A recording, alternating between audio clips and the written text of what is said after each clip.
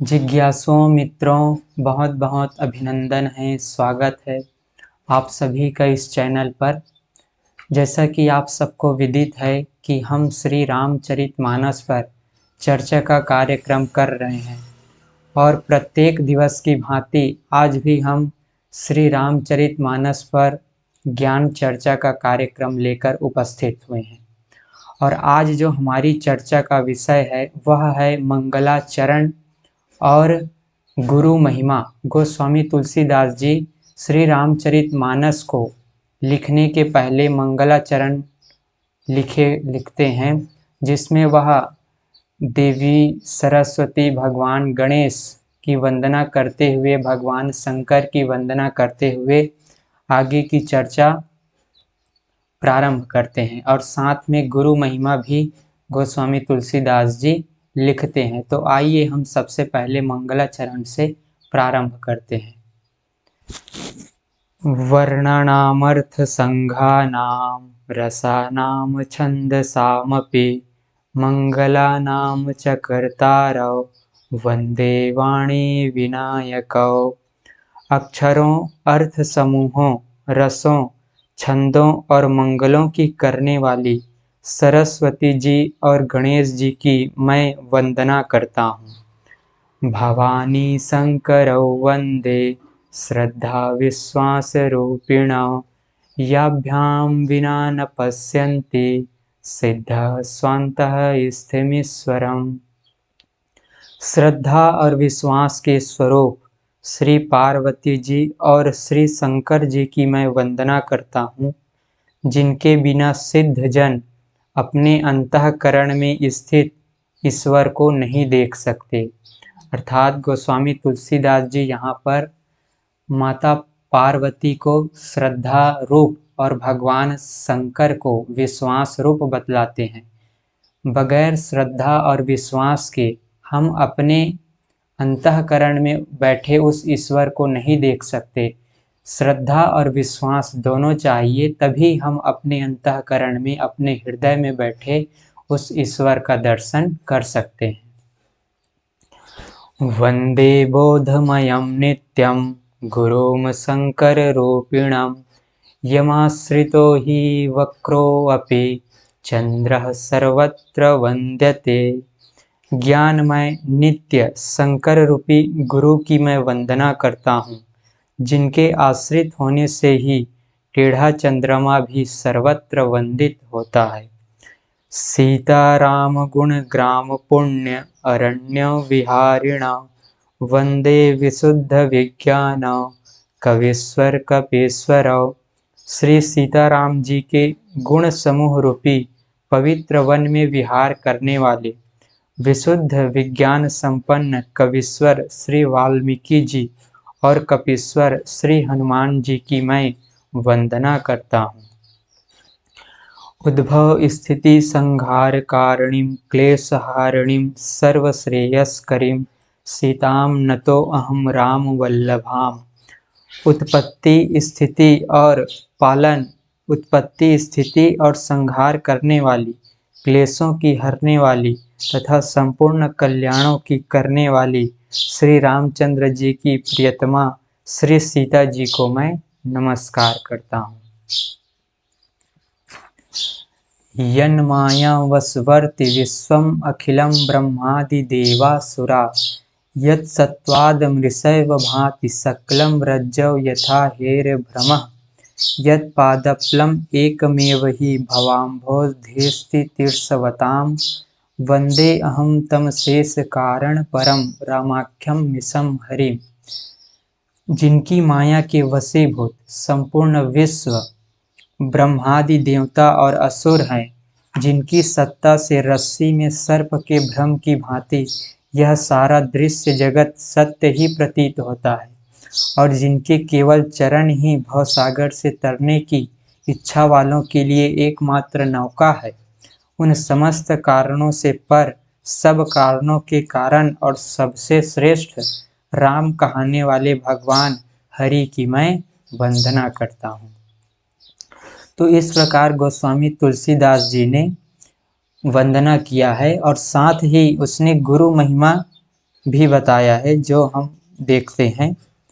बंदम गुरुपद कंज कृपा, सिंधु नर रूप हरि, महामोहतम पुंज जासु, बचन रवि कर निकर।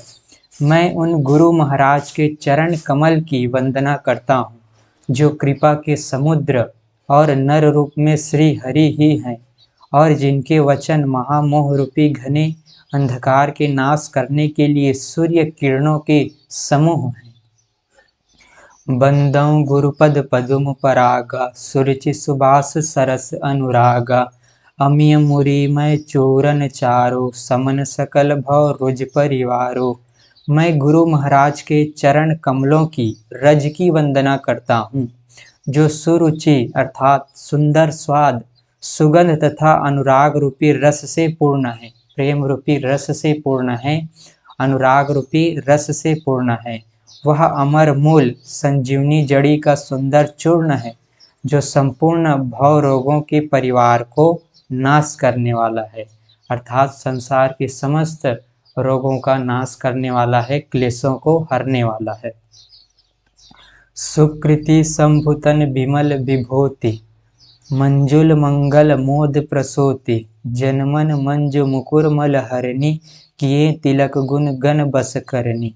वह रज सुकृति रूपी शिव जी के शरीर पर सुशोभित निर्मल विभूति है और सुंदर कल्याण और आनंद की जननी है। भक्त के मन रूपी सुंदर दर्पण के मैल को दूर करने वाली और तिलक करने से गुणों के समूह को वश में करने वाली है। श्री गुरु पदनख मणिगण ज्योति, सुमिरत दिव्य दृष्टि ही होती, दलन मोह तम सोस प्रकाशो, बड़े भाग और आवई जासो। श्री गुरु महाराज के चरण नखों की ज्योति मणियों के समान, मणियों के प्रकाश के समान है। श्री गुरु महाराज के जो चरण नखों की ज्योति है वो मणियों के प्रकाश के समान है, जिसके स्मरण करते ही हृदय में दिव्य दृष्टि उत्पन्न हो जाती है, जिनके स्मरण करने से हृदय में दिव्य दृष्टि उत्पन्न हो जाती है, अर्थात हम दिव्य चीज़ों को भी देख सकते हैं। ऐसा गोस्वामी तुलसीदास जी ने गुरु की महिमा बतलाते हुए कहा है। वह प्रकाश जो है अज्ञान रूपी अंधकार का नाश करने वाला, वह जो प्रकाश है वो अज्ञान रूपी जो अंधकार हमारे चित्त में बैठा हुआ है उनका नाश करने वाला है। वह जिसके हृदय में आ जाता है उसके बड़े भाग्य हैं। उघरहि बिमल बिलोचन ही के, मिटहि दोष दुख भव रजनी के, सुझहि राम चरित मनि मानिक, गुपुत प्रगट जहाँ जो नहीं खानिक। उसके हृदय में आते ही हृदय के निर्मल नेत्र खुल जाते हैं और संसार रूपी रात्रि के दोष दुख मिट जाते हैं, एवं श्री रामचरित्र रूपी मणि और माणिक्य गुप्त और प्रकट जहाँ जो जिस खान में है सब दिखाई पड़ने लगते हैं। जथा सुवंजन अंजि दृग, साधक सिद्ध सुजान, कौतुक देखत शैल बन, भूतल भोर निधान। जैसे सिद्धांत जन को नेत्रों में लगाकर साधक सिद्ध और सुजान पर्वतों, वनों और पृथ्वी के अंदर कौतुक से ही बहुत सी खाने देखते हैं। गुरुपद रज मृदु मंजुल अंजन, नयन अमीय दृग दोष विभंजन, तेहि कर विमल विवेक विलोचन, बरनऊ रामचरित भव मोचन। श्री गुरु महाराज के चरणों की रज कोमल और सुंदर नयनामृत अंजन है, कोमल और सुंदर नयनों में लगाने वाली अंजन है, जो नेत्रों के दोषों का नाश करने वाला है। अर्थात गुरु की जो कृपा है, गुरु की जो कृपा है वह नेत्रों के दोषों को नाश करने वाला है। उस अंजन से विवेक रूपी नेत्रों को निर्मल करके मैं संसार रूपी बंधन से छुड़ाने वाले श्री रामचरित्र का वर्णन करता हूँ। उस अंजन से, उस गुरु के जो चरणों की रज है वह अंजन है, उस अंजन से विवेक रूपी नेत्रों को निर्मल करके मैं संसार रूपी बंधन से छुड़ाने वाले श्री रामचरित्र का वर्णन करता हूँ। ऐसा गोस्वामी तुलसीदास जी ने गुरु की महिमा को बताया है। तो इस प्रकार हमने देखा कि गुरु की कितनी महिमा है। संसार में जो गुरु है वही हमें सही रास्ता दिखाने वाला होता है, पथ प्रदर्शक होता है। तो गोस्वामी तुलसीदास जी ने श्री रामचरितमानस लिखने के पहले, रचना करने के पहले अपने गुरु महाराज के चरणों की वंदना की है, गुरु की महिमा बताई है। तो इस प्रकार दर्शकों, आज हमने गुरु की महिमा देखी और मंगलाचरण का पाठ किया। तो इसी तरह आप सब श्रवण करते रहें, इस रामचरितमानस रूपी ज्ञान चर्चा का लाभ उठाते रहें। तो आज की इस चर्चा को हम यहीं पर विराम देते हैं। पुनः मिलेंगे एक नई चर्चा के साथ। इस चर्चा को आगे बढ़ाएंगे, एक नई चर्चा लेकर हम पुनः उपस्थित होंगे।